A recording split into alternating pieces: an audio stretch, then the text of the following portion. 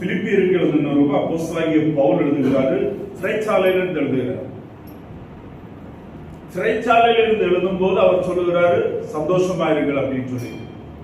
எப்பொழுதும் சந்தோஷமாயிருங்கள் என்கிற வார்த்தை, சந்தோஷமா என்கிற வார்த்தை 18 முறை இந்த 4 அதிகாரத்தில் பயன்படுத்துகிறார். கடந்த வாரமும் மிஸ்டர் பிரகாஷ் அவர்கள் இந்த பகுதியில் 3வது அதிகாரத்தில் அவருடைய வசனத்தை பகிர்ந்து கொண்டாங்க. சில காரியங்கள் பிலிப்பியருடைய சபை பின்னணிகளை குறித்து அவர் நம்மோடு பேசுறாங்க. இதை நம்ம பார்க்கும்போது இந்த 4வது அதிகாரத்தில் முக்கியமா அந்த சந்தோஷம் எப்படி எதனால உண்டாகும் என்று நம்ம பார்க்க முடியும். அதாவது உண்மையான சந்தோஷம் நம்முடைய மனதின் எண்ணங்களை சார்ந்தது. Real joy depends upon the thoughts of our mind என்பதை இங்க பவுல் சொல்கிறார். நம்ம மனதுல எதை நினைக்கிறோமோ, எதை சிந்திக்கிறோமோ, அதன் அடிப்படையில தான் நம்முடைய வாழ்க்கையினுடைய சந்தோஷம் அமைகிறது.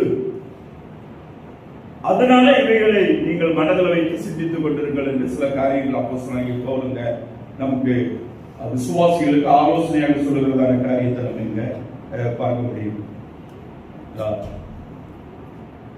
இங்க நம்ம பார்க்கும்போது 1வது வசனத்துல, ஆதலால் எனக்கு பிரியமும் வாஞ்சையுமான சகோதரரே, எனக்கு சந்தோஷமும் கிரீடவுமானவர்களே, பிரியமானவர்களே, இப்படியே கர்த்தருக்குள் நிலைத்திருங்கள் அப்படின்னு சொல்லுகிறார். பவுல் அவங்களை அட்ரஸ் பண்ற விதத்தை பாருங்க. இந்த வசனத்துல, எனக்கு பிரியமும் வாஞ்சையுமான சகோதரர்களே, எனக்கு சந்தோஷமும் கிரீடமும் ஆனவர்களே அப்படின்னு அட்ரஸ் பண்றாரு. எனக்கு பிரியமும் வாஞ்சையும் மாணவர்கள். 2வது, எனக்கு சந்தோஷமும் கிரீடமும் மாணவர்களே. கிரீடம் என்கிறது இந்த இடத்துல குளோரி, என்னுடைய மகிமை நீங்க தான் அப்படின்னு சொல்றாரு. உலகத்துல நம்ம வாழும்போது நமக்கு உயர்வான சில காரியங்கள் உண்டு.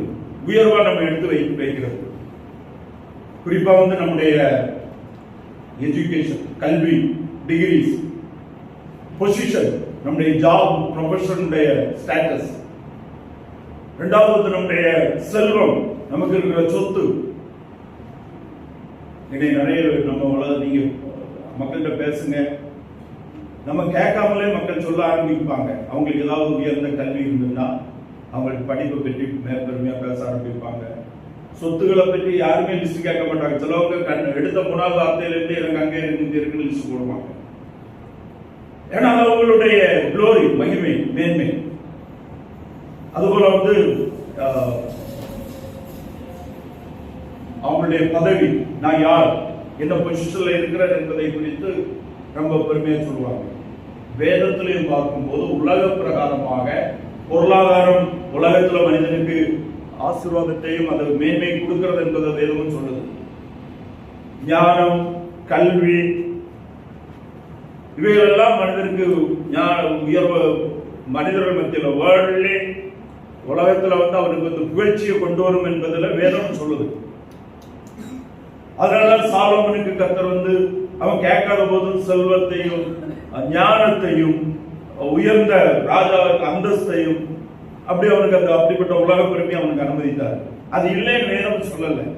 ஆனா எது மேன்மையானது, எது உயர்வானது, எது நிலையானது, உண்மையான கிறிஸ்துவுக்குள் இருக்கிற ஆவியில் நிரப்பப்பட்டிருக்கிற மனிதன், கிறிஸ்துவை சிந்திக்கிற, பரலோகத்தை குறித்த நிச்சயமுடைய, பரலோகத்துக்கு என்று வாழுகிற ஒரு மனிதன் தனக்கு எதை மேன்மையாக எடுப்பார் என்பதை இங்க பவுல் தனக்கு மேன்மையாக இருக்கிறதிலிருந்து பார்க்க முடியும். ஒன்று சகோதர சிநேகம், சர்ச் ஃபெலோஷிப், சபையில் இருக்கிற மற்ற சகோதரர்களை குறித்து, மற்ற குடும்பங்களோடு இருக்கிற உறவினால் ஏற்படுகிற சந்தோஷம்.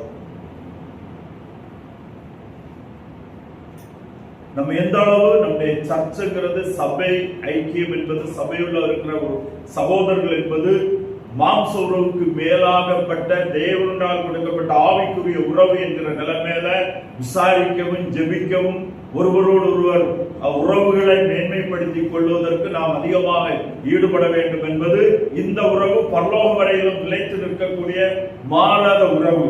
பவுல் அதை அறிந்தபடினால எல்லாரோடும் நல்ல ஐக்கியம், எல்லாரோடும் மிகுந்த விசாரித்து உபசரித்து அவர்களுக்காக ஜெபித்து அந்த உறவை ஒரு குடும்ப மாம்ச உறவுக்கு மேலானதாக தனக்கு ஏற்படுத்தி கொண்டபடினால அது அவருக்கு ரொம்ப சந்தோஷமா இருந்தது. அது அவர் இங்க சொல்லுகிறத நம்ம பார்க்க முடியும். அடுத்து நம்ம பார்க்கும்போது, எனக்கு சந்தோஷமும் கிரீடமுமானவர்களே, பிரியமானவர்களே அப்படின்னு சொல்லிட்டு அங்க அவர் சொல்லுகிற காரியத்தை நம்ம பார்க்கிறோம். இங்க பாருங்க, இந்த இடத்துல பிரியம் என்கிற வார்த்தை 2 முறை யூஸ் பண்றாரு ஒரு வசனத்துக்குள்ள. இந்த இடத்துல இந்த பிரியம் என்கிற வார்த்தையினுடைய அர்த்தம் என்னன்னா பிளஷர். உங்களை நினைக்கும் போது என்னுடைய இருதயம் பூரிப்படைகிறது. அந்த விசுவாசிகளை நினைக்கும் போது என்னுடைய இருதயம் பூரிப்படைகிறது. இந்த இடத்துல இந்த வார்த்தையுடைய அடிப்படை ஒரு அர்த்தம் என்னன்னா, ஒருவர் மனப்பூர்வமாக நேசிக்கக்கூடிய, உள்ளபூர்வமாக மனப்பூர்வமாக நேசிக்கக்கூடிய நபர், அந்த நபரை குறித்த எண்ணம் வந்துட்டே இருக்கு. அந்த நபரை குறித்து நினைக்கும் போதும் உள்ளத்துல தானே சந்தோஷம் உண்டாகும். அப்படிப்பட்ட ஒரு சந்தோஷம் பிலிப்பு சபை விசுவாசிகளை நினைக்கும் போது பவுலுக்கு உண்டாகிறது. நமக்கு நம்முடைய சபை உடன் விசுவாசிகளை நினைக்கும் போது நமக்கு அந்த சந்தோஷம் உண்டாகிறதா? நம் உண்மையான அன்போடு உண்மையாக ஒருவருக்கு ஒருவர் ஜெபிக்கிறோமே ஆனால் ஆவியானவர் அந்த சந்தோஷம் நமக்கு தருவார். அடுத்து சொல்லும் போது, சந்தோஷம் கிரீடமுமானவர்களே. கிரீடம் குளோரியை குறிக்கிறது, மேன்மையை குறிக்கிறது. ஒருவேளை அப்போஸ்தலனாகிய பவுல் இந்த இடத்துல 2 காரியத்தை நினைக்க முடியும். ஒன்று அவர் தனக்கு உலகத்துல பொக்கிஷம் நினைக்கிறது, சொத்து நினைக்கிறது, அவர் சம்பாதித்த ஆத்மாவை. அவர் யாரையெல்லாம் கிறிஸ்துவுக்குள் நடத்தினாரோ அவர்களை தனக்கு பொக்கிஷமாக நினைக்கிறார். இன்னொன்று, உலகத்துல ஆண்டவருக்காக செய்யறதுக்கு எல்லாத்துக்கும் பரலோகத்துல கிரீடம் உண்டு, நீதியின் கிரீடம். ஆத்துமாதாயம் பண்ணினவனுக்கு தேவன் தருகிற நீதியின் கிரீடம். ஒருவரை கிறிஸ்துவுக்குள் நடத்தினாலும் அந்த நம்முடைய மகிமையில அந்த கிரீடமாக, முத்தாக, நித்திய ஆசீர்வாதமாக அது மாற்றப்படுகிறது. சோ அந்த பலனை நினைத்து ஆத்துமாதாயம் பண்ண நிமித்தம் உலகத்துல மாத்திரமல்ல உன்னதங்களிலும் தனக்கு கிடைக்கிற அந்த மகிமை, மேன்மை, அந்த எட்டர்னல் குளோரி அவர் நினைச்சு எனக்கு மகிமையானவர்களை என்று பிலிப்பு சபையில செய்கிறாரு, கூப்பிடுகிறார். ஓகே, நீங்க ஜெபிக்கும் போது எனக்கு மகிமையானவர்களே அப்படின்னு சொல்லிட்டு எத்தனை பேரை கூப்பிட முடியும்? எத்தனை பேரை இதுவரை கிறிஸ்துவர்களாக வழிநடத்திருக்கிறீங்க? கிறிஸ்துவ அறிகிற அறிவுகளாக நடத்திருக்கிறீங்க?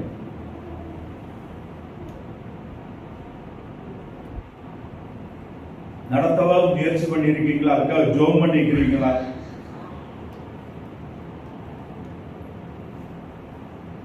அடிப்படை ரட்சிப்பை குறித்த தெளிவு, அதன் அடிப்படையில் ஆராதிக்கிறவங்க, அதன் அடிப்படையில் தேவனை ஸ்தோத்தரிக்கிறவங்க, அந்த சத்தியம் இனி ஒரு நாட்கள் பேசணுங்கிறது ஆவியானவர் தூண்டிட்டே தான் இருப்பாரு.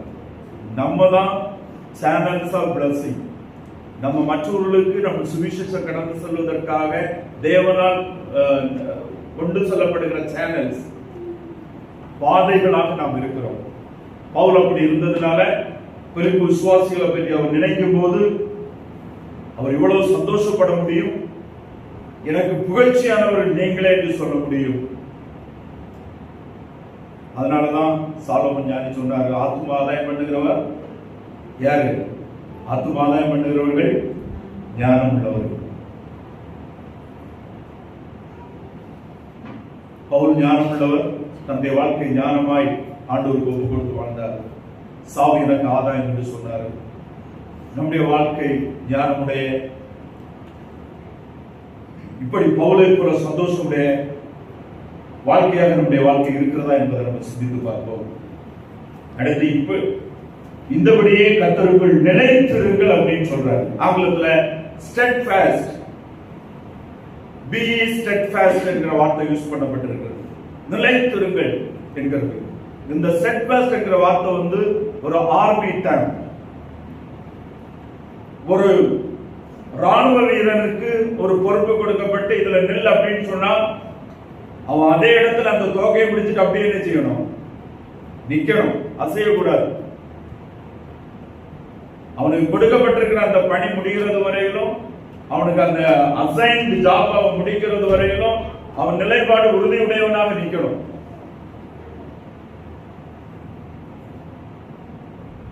ஆர்மி ஆர்டர்ஸ் வந்து ரொம்ப ஸ்ட்ராங்கா இருக்கு. இந்த ஆர்டர் அப்படியே கீப் பண்ணிடும். அதுல கொஞ்சம் டிஃபரன்ஸ் நீங்க பாத்தீங்கன்னா செகண்ட்ஸுக்கு ஆர்மியில பனிஷ்மெண்ட் உண்டு. ஒரு செகண்ட் அந்த ஆர்டர் டைம்ல மிஸ்டேக் ஆனா பனிஷ்மெண்ட் உண்டு. நிலைத்திருங்கள் அப்படின்னு சொல்றாங்க. பிலிப்பியர் 1:27 ஒரு வாசிப்போம்.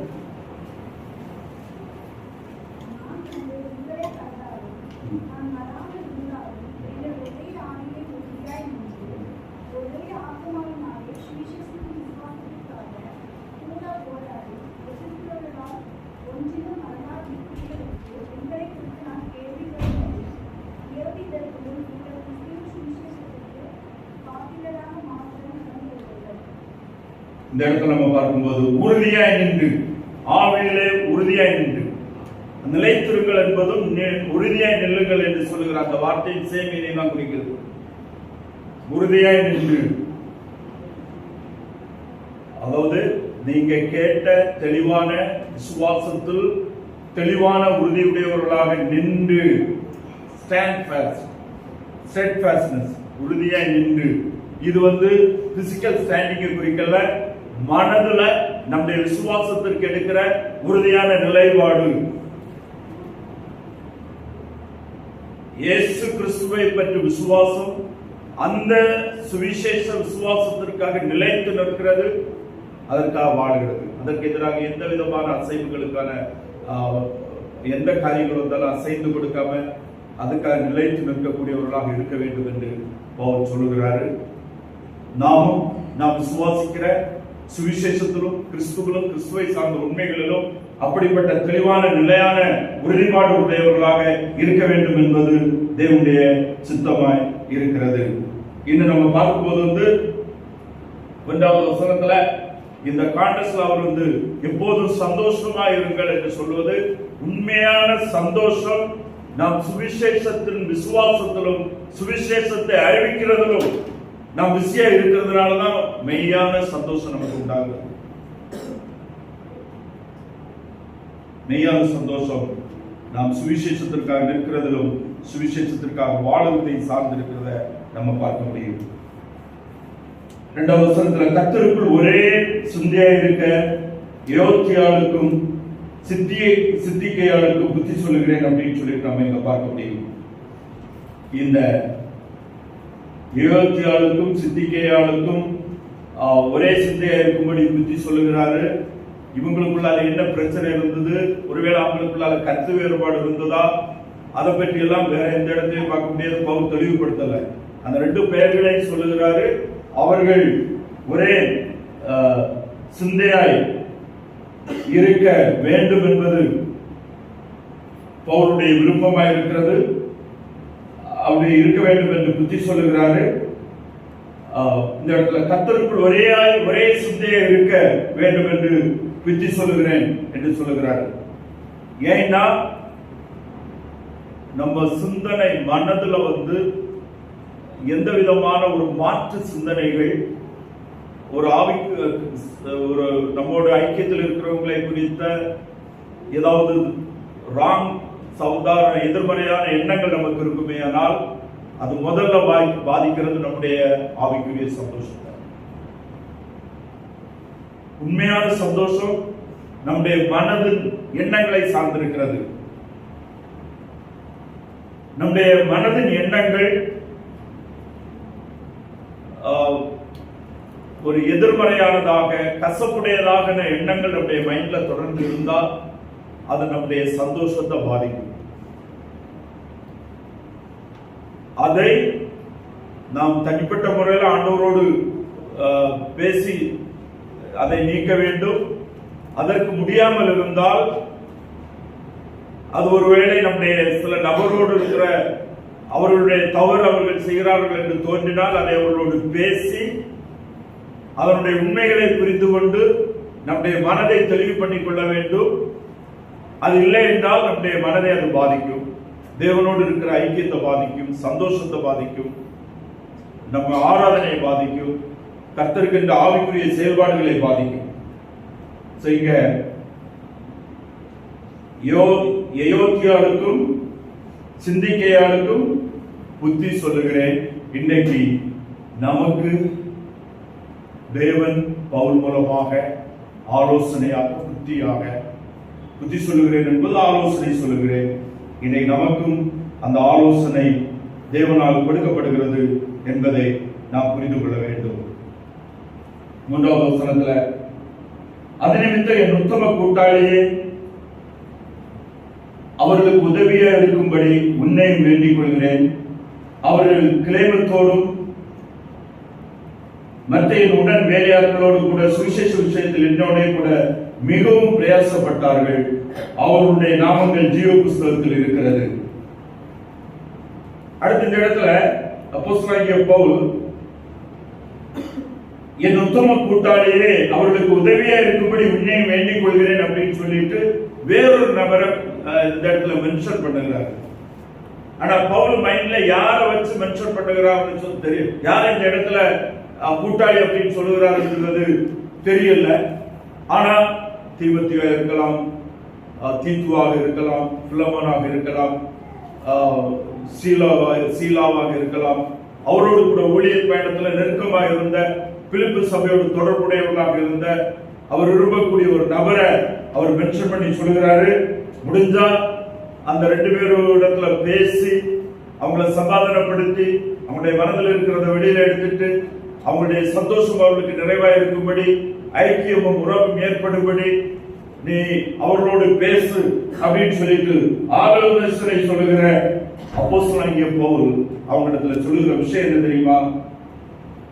அவருடைய நாமங்கள் ஜீவ புஸ்தகத்தில் இருக்கிறது.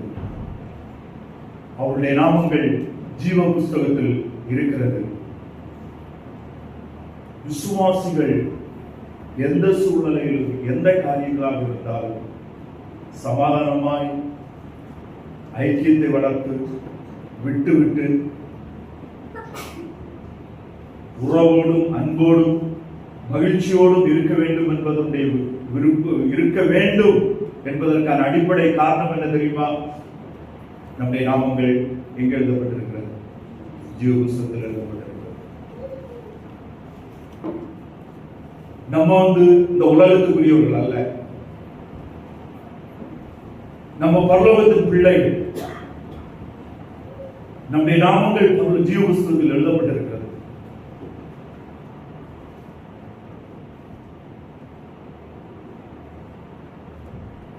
அவருடைய நாமங்கள் ஜீவ புஸ்தகத்தில் இருக்கிறது. இருக்கும் அப்படின்னு சொல்லல, இருக்கிறது. ஆண்டவராய் இயேசு கிறிஸ்துவை ஏற்றுக்கொண்ட எல்லாருடைய நாமங்களும் இங்கே இருக்கிறது, ஜீவ புஸ்தகத்தில் இருக்கிறது. பரலோகத்தில் எழுதப்பட்ட ஜீவ புஸ்தகத்தில் நம்முடைய பெயர்கள், ஆண்டவராய் இயேசு கிறிஸ்துவை ஏற்றுக்கொண்ட நம்முடைய பெயர்கள் இருக்கிறது. எவ்வளவு தெளிவான ஒரு காரியம் பாருங்க.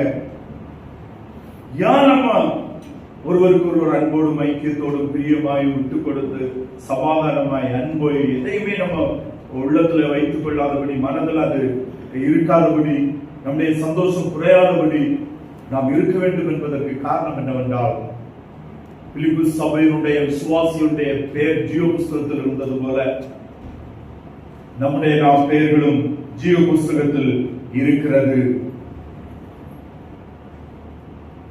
ஜீவ புஸ்தகத்துல ஒரு முறை பெயர் எழுதப்பட்ட பிறகு அந்த பெயர் என்ன செய்யப்படாது, அங்கிருந்து எடுக்கப்படாது. நமக்கு பிள்ளைகள் பிறந்தாச்சுன்னா நம்ம பிறந்தவன எங்க போய் சொல்லணும்? இப்ப சொல்ல வேண்டிய அவசியம் இல்லை. முன்னால என்னன்னா ஒரு இடத்துக்கு ஒரு ஆபீஸ் அங்கே போய் சொல்லணும். இப்போ வந்து எல்லாருமே ஹாஸ்பிட்டல்ல இருந்து அதை என்ன செய்யறோம், அவங்க ரெக்கார்ட் எடுத்துருவாங்க, கவர்மெண்ட்டுக்கு எடுத்துருவாங்க. நம்முடைய பிள்ளைகளுடைய நம்முடைய பெயர்கள் இன்னைக்கு அரசாங்க புஸ்தகத்துல நம்ம இந்தியாவில் இந்த இடத்துல பிறந்திருக்கிறோம் என்கிறது பேர் சேர்க்கப்பட்டுரும். அது எப்ப எடுக்கப்படும்? மறித்த பிறகு அந்த குடும்பத்தில் யாராவது போய் சொல்லுவாங்க. இல்லைன்னா அதுக்கு ஒரு நாளை சுத்திட்டே இருப்பார், நமக்கு தெரியாது. அவர் வந்து பார்த்து விசாரிச்சு நம்ம சொல்லாட்டாலும் அந்த பேரை எடுத்துட்டு போய் செஞ்சுருவாங்க, வச்சிருவார். ஆனா ரட்சிப்பு, புதிய ஜீவன், மறுபடியும் பிறப்பு, ஆவிக்குரிய ஜீவன், மரணத்தை விட்டு நீங்கி ஜீவனுக்கு உட்பட்டு இருக்கிறோம். பிறகு மரணம் கிடையாது. பாவத்தின் சம்பளம் மரணம். அந்த மரணத்தை விட்டு என்ன செய்தாச்சு? நீங்கியாச்சு. மரணத்தை விட்டு நீங்கி ஜீவனுக்கு உட்பட்டு இருக்கிறோம் என்று மெய்யாகவே மெய்யாகவே நான் உங்களுக்கு சொல்லுகிறேன். இனி அவர்களுக்கு மரணம் இல்லை. அப்போ ஜீவ புஸ்தகத்தில் பெயர் எழுதப்பட்டவருடைய பெயர் பரவ என்ன செய்யப்படாது, எடுக்கப்படாது, எடுக்க முடியாது. அவர்களுக்கு அந்த ஜீவன் நித்திய ஜீவன். அந்த ஜீவ புஸ்தகம் நித்தியமானது. அதனாலதான் ஆண்டவராகிய இயேசு கிறிஸ்து என்ன சொன்னார் தெரியுமா? லூக்கா எழுதின சுவிசேஷம் 10வது அதிகாரம் 20வது வசனத்தோடு வாசிப்போம். லூக்கா 10:20. ஆகிலும் ஆவிகள் உங்களுக்கு கீழ்ப்படிகிறதற்காக நீங்கள் சந்தோஷப்படாமல் உங்கள் நாமங்கள் பரலோகத்தில் எழுதியிருக்கிறதற்காக சந்தோஷப்படுங்கள் என்றார். ஆண்டவராகிய இயேசு கிறிஸ்து சொல்லுகிறார், இயேசு கிறிஸ்து இருக்கும்போது வந்து சீஷர்களுக்கு வந்து அற்புதம் செய்யற வரங்களை கொடுத்தாரு, பிசாசுகளை துரத்துக்குள்ள வரங்களை கொடுத்தாரு. அவங்க நிறைய அற்புதங்களை செய்து பிசாசுகள் எல்லாம் துரத்து போறப்ப இவங்களை கண்ட உடனே எல்லாம் பிசாசு ஓடும் போது இவங்களுக்கு எல்லாம் ரொம்ப சந்தோஷம். நாங்க எல்லாம் எவ்வளவு பெரிய ஆளு, எங்களை கண்ட உடனே பிசாசு எல்லாம் ஓடுது அப்படின்னு சொல்லிட்டு சந்தோஷப்பட்டாங்க. ஏன்னா பொதுவா மனிதர்களுக்கு வந்து நம்முடைய ஆக்ஷன் வந்து நம்முடைய பார்வைக்குள்ளால ஒரு அற்புதமான நிகழ்வு நம்ம கிட்ட நடக்குதுன்னு சொன்னா நம்ம சந்தோஷம் உண்டாகும். ஆனா ஜீவ புஸ்தகத்துல பெயர் எழுதப்பட்டிருக்கிறத நம்ம பார்க்க முடியாது. யாரும் நினைச்ச முடியாது, பார்க்க முடியாது. ஆனா அதை பார்க்கிறது இயேசு கிறிஸ்து. அதை பார்க்கிற இயேசு கிறிஸ்து அவங்களுக்கு கூட நிற்கிறார். அதுதான் ரொம்ப சந்தோஷம். அதனாலதான் அவங்களை பார்த்து சொல்லுகிறாரு, ஆவிகள் ஓடுதுன்னு சொல்லி நீங்க சந்தோஷப்படாதுங்க. ஆவிகள் ஓடுது, நான் அந்த வல்லமை உங்களுக்கு தந்திருக்கிறேன். நீங்க சொல்லும் போது அது ஓடுது, ஓடாமல் இருக்கலாம், அது வேற விஷயம். ஆனா உங்களுடைய நாமங்கள் எங்க எழுதப்பட்டிருக்கிறது? ஜீவ புஸ்தகத்தில் எழுதப்பட்டிருக்கிறதுக்காக நீங்க என்ன செய்யுங்க? சந்தோஷப்படுங்க. சோ இங்க அப்போஸ்தலனாகிய பவுல் பிலிப்பி விசுவாசிகளுக்கு சந்தோஷமாயிருங்கள், எப்போதும் சந்தோஷமாயிருங்கள் என்று சொல்லுகிற போது நாமும் எப்போதும் சந்தோஷமாக இருக்க முடியும். எதன் அடிப்படையில்? நம்முடைய நாமங்கள் ஜீவ புஸ்தகத்தில் எழுதப்பட்டிருக்கிறபடினால நம்ம எப்போதும் சந்தோஷமா இருக்க முடியும். ஒன்ஸ் எழுதப்பட்டாச்சுன்னா அதுக்கப்புறம் அதுல இருந்து என்ன செய்ய முடியாது, யாரும் அதுல இருந்து அந்த பேரை என்ன செய்ய முடியாது, எடுக்க முடியாது. ஏனென்றால் அந்த பெயர் எழுதப்பட்டது மாத்திரமல்ல, முத்திரை போடப்பட்டு தேவ பலத்தினால் பாதுகாக்கப்படுகிறது. நம்முடைய பெயர்கள் ஜீவ புஸ்தகத்தில் பாதுகாக்கப்படுகிற அந்த புஸ்தகம் is protected by the power of God. அதனால gospel is the power of God and salvation. அது ரட்சிப்பு வல்லமையுடையது, நம்மை பாதுகாக்கிறது வல்லமையுடையது. அது நம்மை பாதுகாத்து கிறிஸ்துவுக்கு முன்பாக நம்முடைய வாழ்க்கையில நிறுத்தக்கூடியதாக இருக்கிறது. அவைகளை நினைத்து நீங்கள் சந்தோஷமா இருங்கள். வெளிப்படுத்தல் 20வது அதிகாரம் 22 25 வரை உள்ள வசனம். வெளிப்படுத்தல் 20வது அதிகாரம் 22 25 வரை உள்ள வசனங்கள் ஒரு வாசிப்போம். சரி, வெளிப்படுத்தல் 20வது அதிகாரம்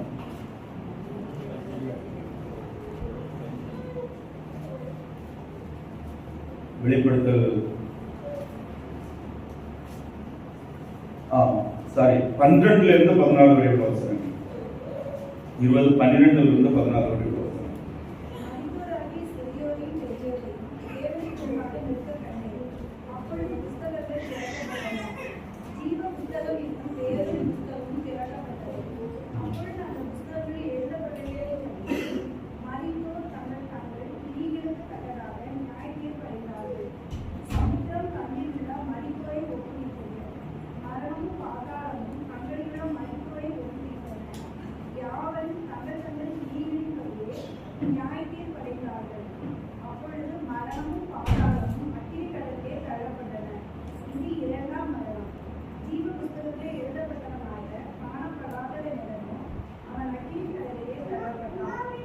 ஜீவ புஸ்தகத்தில் எழுதப்பட்டவனாக காணப்படாதவன் எவனோ அவன் அக்கினி கடலிலே தள்ளப்பட்டான், நரகத்திலே தள்ளப்பட்டான்.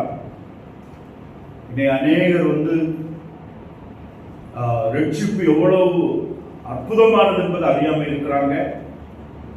தெளிவாக இயேசு கிறிஸ்துவின் மேல் விசுவாசம் வைத்து தன்னுடைய பாவ மன்னிப்பை குறித்த தெளிவு வேதவசனத்தின்படி இல்லாதவர்கள், என்னுடைய பாவங்கள் மன்னிக்கப்பட்டது என்கிற நிச்சயம் இல்லாதவர்கள், கிறிஸ்துவிலே தேவனுடைய மீட்பு கல்வாரி சிலுவையினுடைய மரணம் தன்னுடைய பலனை தனக்கு சொந்தமாக்காதவர்கள் அக்கினி கடலிலே தள்ளப்படுவார்கள், அவர்கள் அழிக்கப்படுவார்கள்.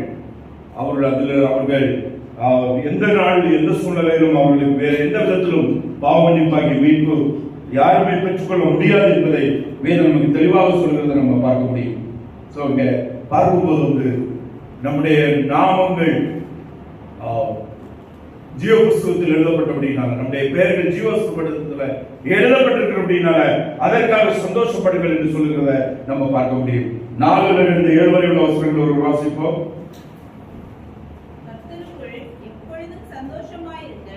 சந்தோஷமாயிருங்கள் என்று மறுபடியும் சொல்லுகிறேன். உங்கள் சாந்த குணம் எல்லா மனுஷருக்கும் தெரிந்திருப்பதாக. கர்த்தர் சமீபமாயிருக்கிறார். நீங்கள் ஒன்றுக்கும் கவலைப்படாமல் எல்லாவற்றையும் குறித்து உங்கள் விண்ணப்பங்களை ஸ்தோத்திரத்தோடே கூடிய ஜெபத்தினாலும் வேண்டுதலினாலும் தேவனுக்கு தெரியப்படுத்துங்கள். அப்பொழுது எல்லா புத்திக்கும் மேலான தேவ சமாதானம் உங்கள் இருதயங்களையும் உங்கள் சிந்தனைகளையும் கிறிஸ்து இயேசுவுக்குள்ளாக காத்துக்கொள்ளும். இங்க நம்ம பார்க்கும்போது மிக தெளிவாக நம்ம பார்க்கும்போது கவலை சந்தோஷத்தை எடுத்துவிடும். கவலை நம்முடைய குறைந்த அறிவுக்குட்பட்டு நம்முடைய பிரச்சனைகளை நம்முடைய பலத்தினாலே நம்முடைய அறிவுக்குட்பட்டு அதுக்கு ஒரு சொல்யூஷன் பார்க்கறதுனால கவலை வருகிறது. நம்முடைய பிரச்சனைகளுக்கு தீர்வு தேவனையும் அவனுடைய வல்லமையும் சார்ந்து அவனுடைய உண்மைகளை சார்ந்து இருக்கும் போது கவலை நம்ம விட்டு போகும். நம்முடைய பிரச்சனைகளை ஆண்டவரிடத்துல கொடுக்கிறதுக்கு நம்ம புரிந்து கொள்ள வேண்டும். நம்ம சந்திக்கிற பிரச்சனைகளை, நமக்கு முன் வைக்கப்படுகிற கஷ்டங்களை எப்படி நம்ம ஆண்டவரிடத்துல வைக்கணும், அதை வேதவசனத்திலிருந்து கற்றுக்கொண்டு ஆண்டவரிடத்துல வைத்து நம்முடைய மனதிலிருந்து அதை எடுத்துக்கொள்ளக்கூடிய தெளிவு நமக்கு இருக்கும்னு சொன்னா, எடுத்துக்கொள்ள முடியும்னு சொன்னா நமக்கு கவலை போகும். இல்லைன்னா கவலை போகாது. நம்முடைய பிரச்சனைகளை எப்படி நம்மிடத்திற்கு ஆண்டுடைய கருத்துல கொடுக்கணும் என்பதை புரிந்து கொள்ள வேண்டும். அதை வேதம் நமக்கு கற்றுத் தருகிறது. விசுவாசத்தோடு அவரிடத்துல தெரியப்படுத்தி அதை விட்டு விடுகிறது தான். அப்படி விட்டு விடுகிறது மூலமாக நாம் சந்தோஷத்தை அனுபவிக்க முடியும். சாந்தம் இந்த இடத்துல 5வது வசனத்தில் நம்ம பார்க்கும்போது உங்கள் சாந்த குணம், மீக்னஸ், இந்த மீக்னஸ் குறித்து, சாந்த குணத்தை குறித்து வேதம் நமக்கு கற்றுத் தருகிறது. அமைதி, சாந்தமா இருக்கிறதற்கு, நமக்கு சாந்தம் இல்லாமல் இருப்பதற்கு நமக்கு அதற்கான காரணம் என்ன சொல்லலாமா? நம்ம எப்ப அமைதியா இருக்கிற, சாந்தமா பொறுமையா போறது நமக்கு போக முடியாம இருக்கும். எப்ப முடியாம இருக்கும்? நம்ம பேசாம இருந்தா, நம்ம கொஞ்சம் அடாப்டித்தனம் காட்டாம இருந்தா நம்ம நியாயம் ஈடுபடாது, அல்லது நம்ம யாரும் மதிக்க மாட்டாங்க. நம்ம சாந்தமா இருந்தா நம்ம இழந்து போவோம் அப்படின்னு நம்ம யோசிப்போம். அப்படிப்பட்டதுனாலதான் ஊன்னு சொல்லி சத்தம் போட்டு தன்னை, நான் சொல்றது சரி, என்னுடைய நியாயம் கேட்கப்படணும், என்னுடைய பொருட்கள் பிசினஸ்ல நம்ம அவனு காட்டினாதான் நம்ம என்ன செய்ய முடியும், நம்ம நினைக்கிறத அச்சீவ் பண்ண முடியும். மெயினா நம்ம உலகத்துல சாதிப்பதற்காக தான் நம்ம கோபத்தையும் நம்ம பலனையும் அனாவடித்தனத்தையும் நம்ம காட்டுகிறோம். ஆனா வேதம் என்ன சொல்லுகிறது? ஆண்டவராகிய இயேசு கிறிஸ்து நமக்கு என்ன கற்றுத் தருகிறாரு? மத்தேயு 5:5 என்ன கற்றுத் தருகிறாரு? சாந்த குணமுள்ளவர்கள் பாக்கியவான்கள், அவர்கள் பூமியை சுதந்தரிப்பார்கள், இழப்பார்கள் என்று சொல்லல. ஆனா மாம்சம் நமக்கு என்ன கற்றுத் தருது? உலகம் நமக்கு என்ன கற்றுத் தருது? நீ சாந்தமா அடிபடிச்சு போனேன்னு சொன்னா உனக்கு ஒன்றும் தரமாட்டாங்க.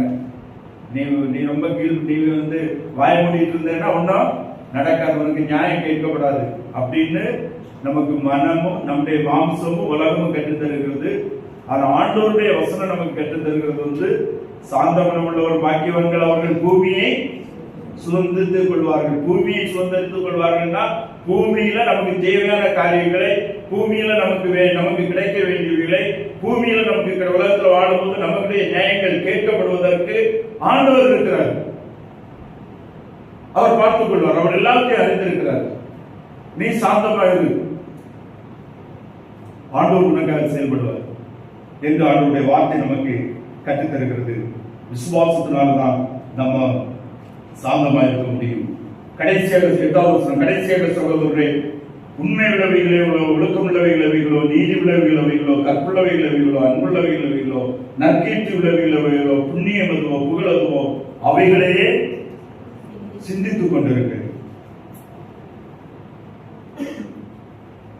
Right thinking gives joy in the mind. நல்ல சிந்தனைகள், தெளிவான சிந்தனைகள், பரிசுத்தமான சிந்தனைகள், ஒழுக்கமான சிந்தனைகள், உண்மையான சிந்தனைகள், அன்பின் சிந்தனைகள், மன்னிப்பின் சிந்தனைகள், ஆண்டவருடைய வார்த்தையை பற்றி கொண்டிருக்கிற சிந்தனைகள் நமக்கு என்ன தருகிறது? சமாதானத்தை தருகிறது, சந்தோஷத்தை தருகிறது, நம்பிக்கையை தருகிறது, தைரியத்தை தருகிறது என்று நாம் தெளிவாக வேதத்தில் பார்க்க முடியும். சங்கீதம் 19வது அதிகாரம்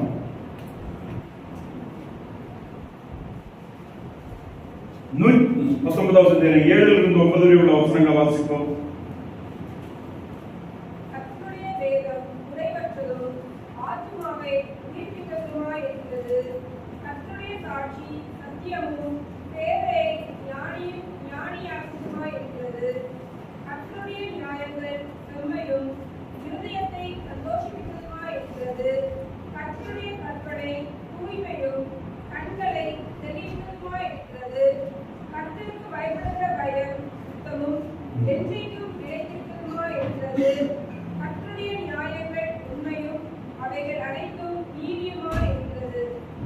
நீங்க பாத்தீங்கன்னா கர்த்தருடைய வார்த்தையின்படியான நீதி, நியாயங்கள், சிந்தனைகள், எண்ணங்கள் அவைகள் தான் நமக்கு தேவையானதாக இருக்கிறது.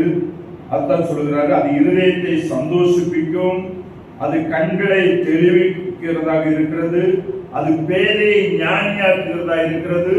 சோ ஆண்டவருடைய வசனத்தின்படியான சிந்தனை சந்தோஷத்தை கொடுக்கிறது. ஆண்டவருடைய வசனத்தின்படியான சிந்தனை, விசுவாசத்தினுடைய எண்ணங்கள் நமக்கு ஆசீர்வாதங்களையும் நன்மைகளையும் கொண்டு தருகிறது.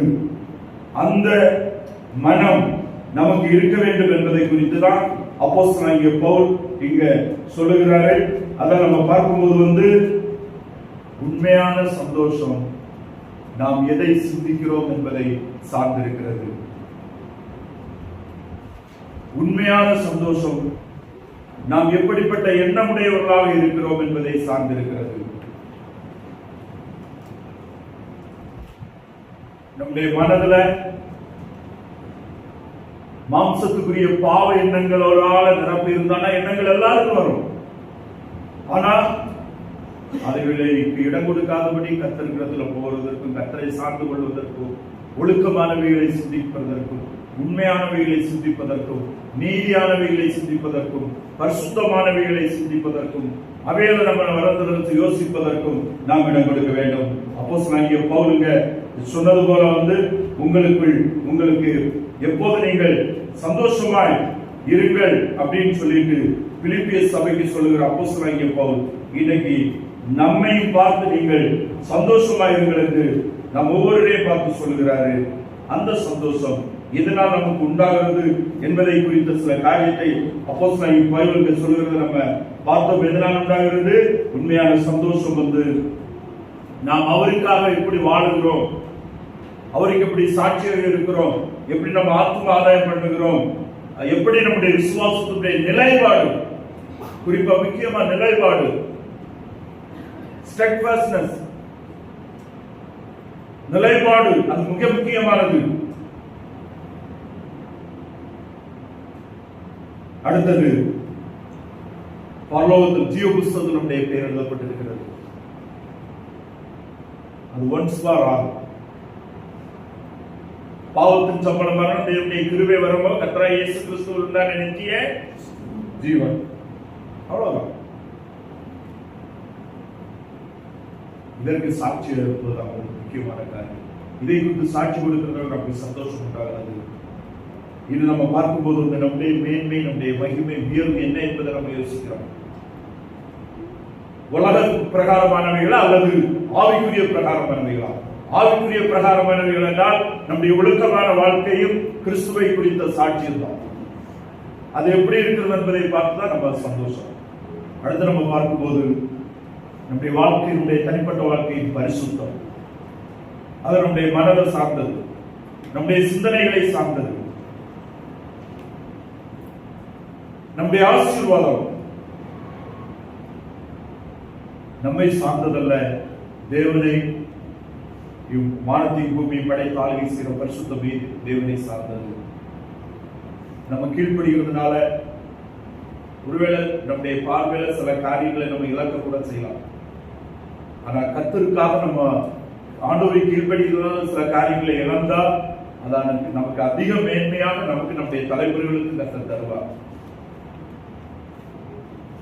நம்ம சங்கீதத்தில் சிந்தித்தது போல தலைமுறை தலைமுறையாக உண்மை துதிப்பேன் என்று சொன்னது போல நம்முடைய வாழ்க்கை மூலமாக தலைமுறைகள் கிறிஸ்துவை இரட்சகராக அறியவும், அந்த தலைமுறைகள் தலைமுறையாக கர்த்தரை ஆராதிக்கிறவர்களாக மாறும்படியாக நாம் ஆண்டவருக்கு சாட்சியாக நம்மை ஒப்புக் கொடுத்து நம்முடைய வாழ்விலும் வார்த்தையிலும் கிறிஸ்துவை அறிவிக்கிறதுனால நம்முடைய சந்தோஷம் நமக்கு நிறைவாக இருக்கவும், நாம் பரலோக பார்வையோடு நம்ம இந்த உலகத்தில் வாழவும் நம்ம ஒவ்வொருவருக்கும் ஆண்டவர் உதவி செய்வாராக நம்ம கட்டளை முடிச்சு